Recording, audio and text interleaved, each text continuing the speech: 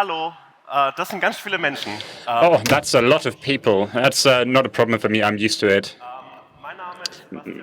Mein Name ist Sebastian Hotz. My name is Sebastian Hotz. I call myself El Hotzo. And the reason why I can stand here today and tell you things about Twitter is that during the past 5 years, I've conducted this self-experiment and spent every single day on Twitter. There was no digital detox. There was no break. I spent every single day since the summer of 2017 on Twitter. What that did to my brain? Well, psychologists are going to have to answer that one. But if you speak about long-term damage, then I think that people mean me. I've seen lots of accounts that rise and fell. I've seen politicians make fools of themselves. I've seen comedians apologize for some tweets. I've seen scandals to come and go. I've written more than 40,000 tweets and deleted even more. I am so much on Twitter that I've been presented to you as El Hotzo. My real name is Sebastian Hotz, but that's my life now, and I have to deal with that. My professional and personal sphere is on Twitter. I'm here because I'm on Twitter. I have friends because I'm on Twitter. I meet people because I'm on Twitter. And every single good thing that happened to me during these past 5 years, this sounds sad, but it's really great, happened to me because of Twitter. And as someone who spends this much time on Twitter, I have a certain feeling for how I have developed a certain feeling for what the mechanisms of Twitter are. And I think I am right in saying that I know my way around Twitter. And because I owe so much to this funny blue bird platform, because I spend so much time there, I wonder one thing. Why the fuck are people on Twitter? I can't answer it. I'm going to try to answer it for all of us during these next 10 minutes, but I don't want to be a pessimist. I don't want to say, oh, Twitter is so toxic. It's not going to be this shitstorm cancel culture thing. I really want to answer, why are people on Twitter? As someone who calls himself an internet clown, I would like to say because of comedy, because of entertainment, because the written joke as such is the crowning discipline of humor. Multimedial satire, politics, blah, blah. Everybody thinks that Twitter is this entertaining platform because all these large entertainment people are on there. Every time I open Twitter, there's something from Jan Böhmermann, Ralf Rute, The Heute Show. There are very many important people there, and this turns Twitter into a kind of slam stage. Even small troll accounts like mine used to be, started by someone who said, hey, I'm going to do comedy on Twitter, and that may make it look like Twitter is a great entertainment platform because everyone there seems to think that they have to be funny. As a fan of entertainment on the internet, I have to say that's bullshit because Twitter is objectively not the most entertaining platform. We have TikTok, where thousands of funny teenagers are 1,000 times funnier than the entire German Twitter landscapes. We have Instagram with thousands of meme pages with their own aesthetics and their own fan communities. That's mega cool, and Twitter doesn't have any of that. It's text-based. What a crap platform. There's also Facebook. Did anyone of you spend any significant time there recently? It's the funniest platform. We have to start taking it seriously again. I've had the best time of my life on the in the Mallorca 2020 group. There's always an interesting debate there about where you can get the best beer. You don't get all these media arseholes. I've been having a great time there. Spent some time in the Tupperware group. I know that may sound a bit simplistic, dancing, teenagers and cat-based content.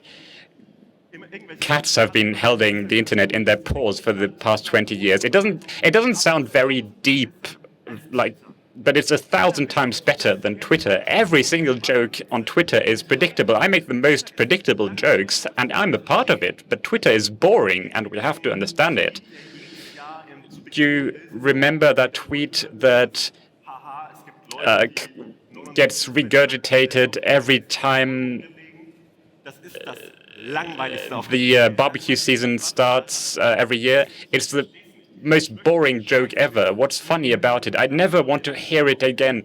Let people put their expensive steaks on their cheap grills. Every time I hear that that joke, I want to turn it around and put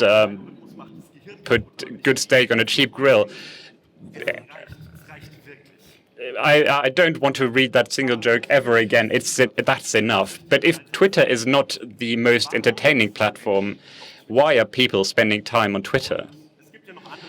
There are other reasons than humor for being on Twitter. For example, current affairs.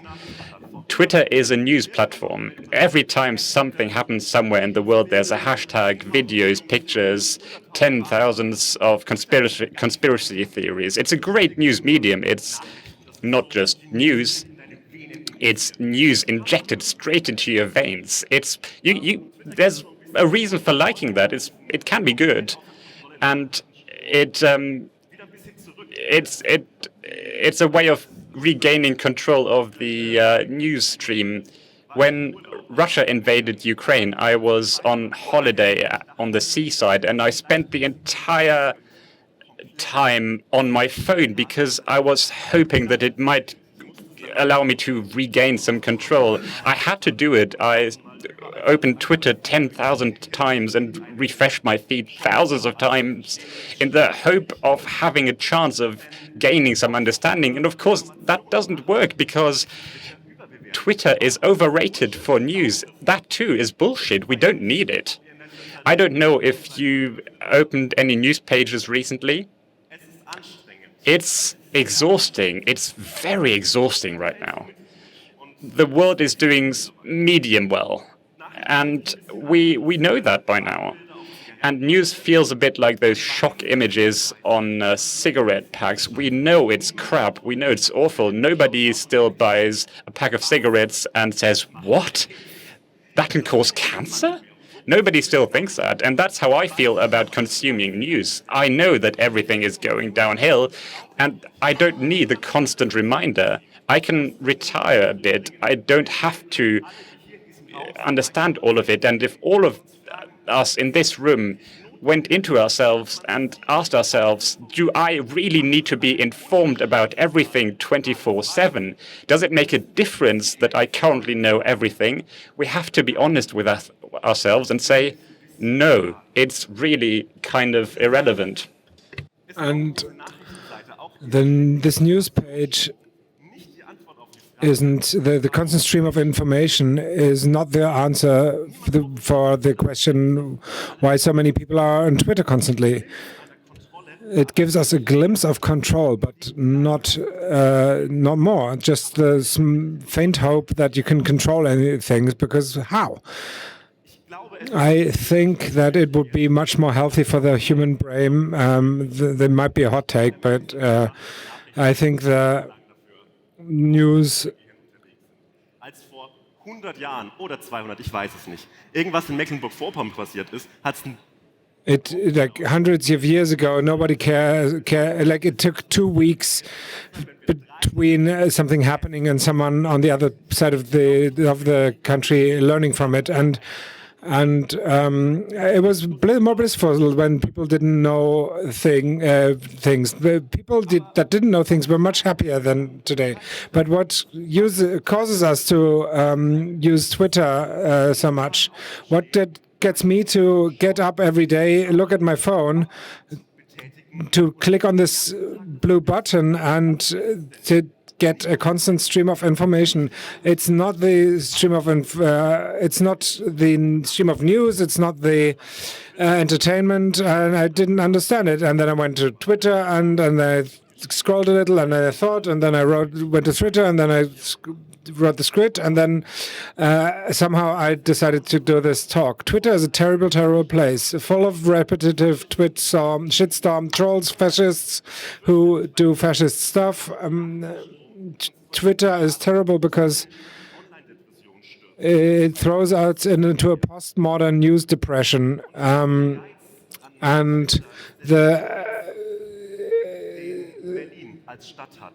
appeal of Twitter is the same appeal that Berlin has. Berlin is objectively not a good place. There's better things for everything you can do here. It's terrible. It has terrible flaws and is being destroyed through big corporations the same way Twitter is being destroyed through corporations. Twitter is Berlin, and that's why it's so beautiful, because it has so terrible flaws, and because you somehow find that amazing. And this glimpse of anarchy, I know that Twitter isn't dark web, dirty, real anarchy, but it gives you a little feeling of dirtiness and anarchy, and that's the beauty of Twitter. And because Twitter is a little uncontrolled and a little chaos, it's so much fun to be there. Only on Twitter, journalists and FDP politicians have to deal with attacks and insults by people like me. It's so funny. It's so funny that people like Kevin Kühner, the Secretary General of the Social Democrats, have to deal with these kind of things. And have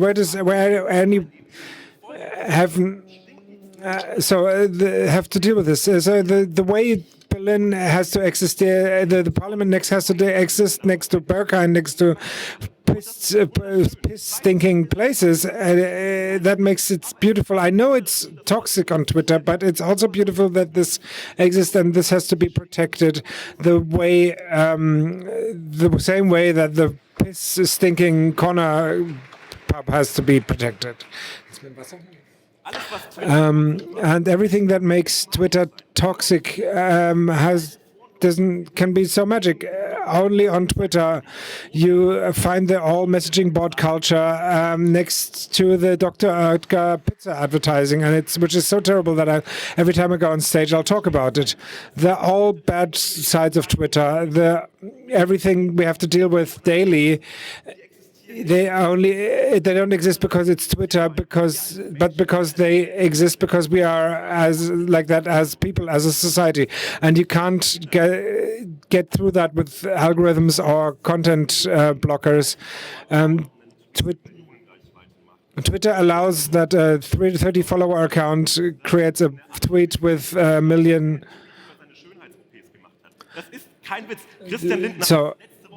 So only on Twitter it also happens that the finance minister writes to a person writing about his beauty operations. Probably it was a social media team, but only the chance that Christian Lindner saw this makes it so amazing, this platform.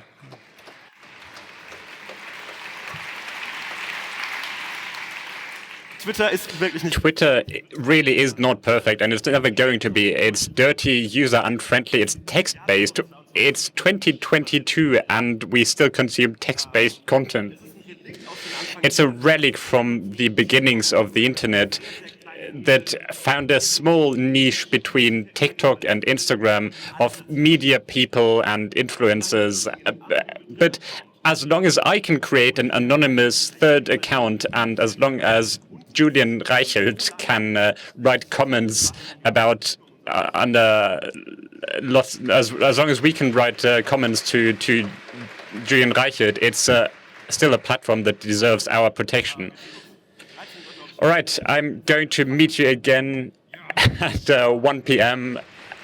I'm done, and I'm just on time.